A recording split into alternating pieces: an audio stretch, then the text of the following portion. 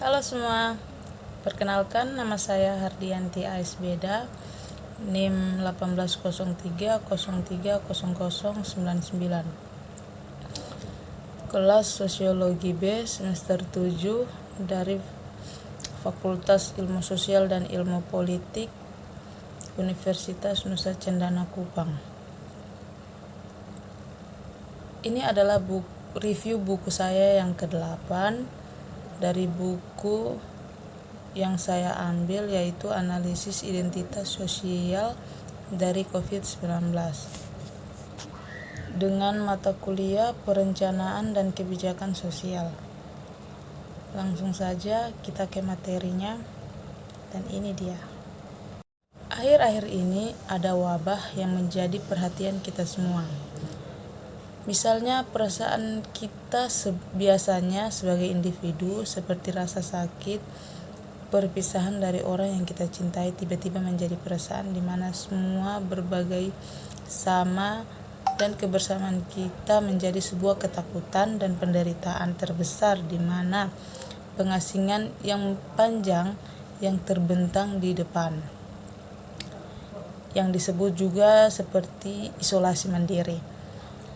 Dan juga ada PPKM yang dimana kita harus berdiam diri di rumah, sehingga yang bisa menjadi penghubung kita adalah sebuah teknologi yang digunakan, yaitu media sosial dan lain hal sebagainya untuk saling kita terus berkomunikasi di dalam masa pandemi ini yang disebut sebagai wabah yang sedang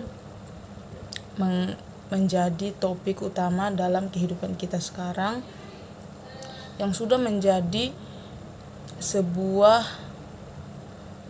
perasaan takut sehingga kita ingin menjalin silaturahim dan komunikasi secara langsung itu menjadi hal yang sangat takut, sehingga kita hanya bisa berdiam diri di rumah. Ada juga banyak teka-teki COVID-19 yang telah diidentifikasi dalam buku ini yang sedang saya review, yaitu bagaimana virus telah mengubah cara kita memandang diri kita sendiri dan lain halnya, serta bagaimana hal itu telah mengubah hubungan kita dengan dunia dan kita rasa apa yang kita hargai di dalamnya. Contohnya, virus ini telah mengubah dunia kita, yang mana hal kita awalnya sudah terbiasa dengan kebebasan melakukan hal apa saja, tidak dengan harus melakukan protokol kesehatan. Tetapi di sini kita diuji dengan harus selalu mematuhi protokol kesehatan, menggunakan masker, hand sanitizer, dan menjaga jarak.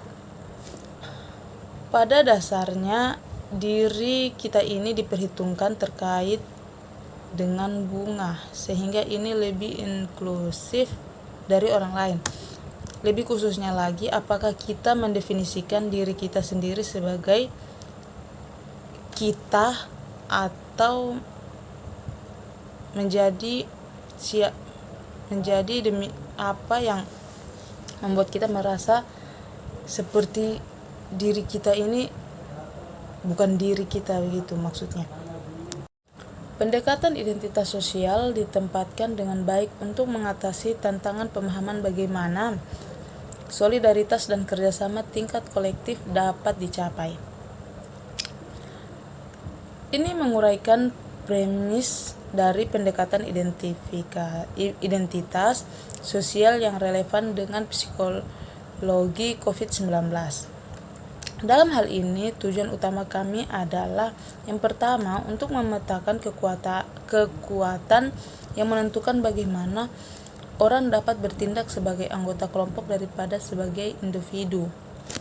Yang kedua, untuk memahami apa yang khas psikologis dan konsekuensi perilaku dari bertindak. Dalam hal ini, identitas sosial adalah, dengan kata lain, apa yang membuat kita melihat diri kita sendiri sebagai anggota komunitas tertentu, misalnya sebagai orang aran di bawah pengepungan, dan bagaimana hal ini mengubah apa yang kita pikirkan, rasakan, dan yang kita lakukan. Dari pengamatan sebelumnya, memberikan pengertian awal mengapa identitas sosial kita sangat penting untuk psikologi COVID-19. Tapi kapan kita melihat diri kita sebagai satu daripada banyak aku, dan bagaimana kita tahu persis siapa dan apa kita?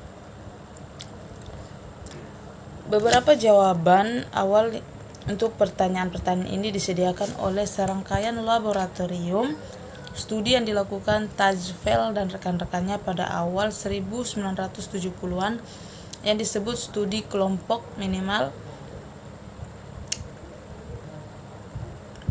Ini mereka harus memberikan poin menunjukkan sejumlah kecil pada anggota YMOUS dari grup mereka sendiri dan ke anggota anonim dari yang lain kelompok.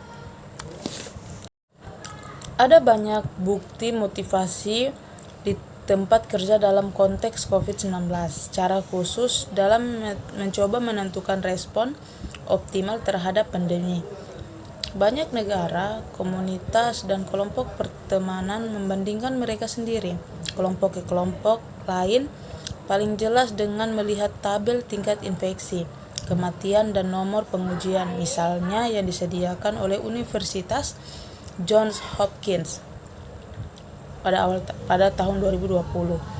Hasil dari perbandingan itu penting karena perasaan bahwa seorang kelompok, misalnya negara atau wilayah seseorang, berkinerja buruk atau baik akan mendikte di antara hal-hal lain apakah suatu kelompok merasa dapat melonggarkan pembatasan pertemuan sosial atau lain perlu mengencangkannya.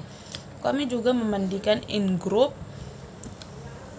dengan out-group yang terlihat memberikan dasar yang relevan untuk perbandingan sosial. Secara garis besar, pendekatan identitas sosial menunjukkan bahwa 3 set faktor berperan di sini. Faktor pertama adalah seorang secara sosial. Ini berarti bahwa Andrew lebih cenderung mendefinisikan dirinya dalam istilah identitas sosial tertentu jika keanggotaan kelompok yang terkait dengannya lebih penting dan sesama anggota kelompoknya di masa lalu.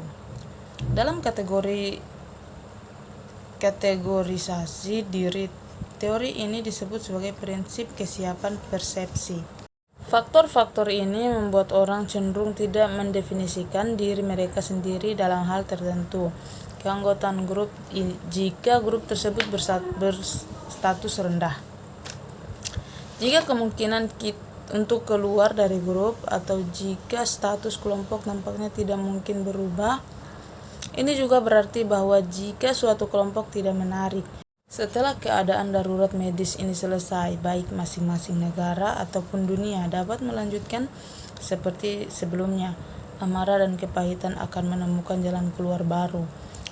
Bertanda awal termasuk jutaan orang-orang berhasil membenturkan panci dan wajan dari jendela mereka untuk memprotes terhadap pemerintah mereka, atau tahanan Lebanon yang melakukan kerusuhan di atas penjara yang penuh sesak. Untuk menempatkan kemungkinan ini di bawah Microsoft, secara khusus kami jelajahi bagaimana COVID-19 kemungkinan berdampak pada hubungan antar kelompok dengan mengubah hal-hal yang dikatakan penelitian identitas sosial kepada kita adalah penting. Mungkin hanya ini saja sedikit review yang telah saya buat dari buku ini. Semoga bermanfaat untuk kita semua, dan gunakan masker dan hand sanitizer, dan selalu mencuci tangan dan jaga kebersihan dan menjaga pola makan. Salam sehat dari saya. Salam sejahtera untuk kita semua.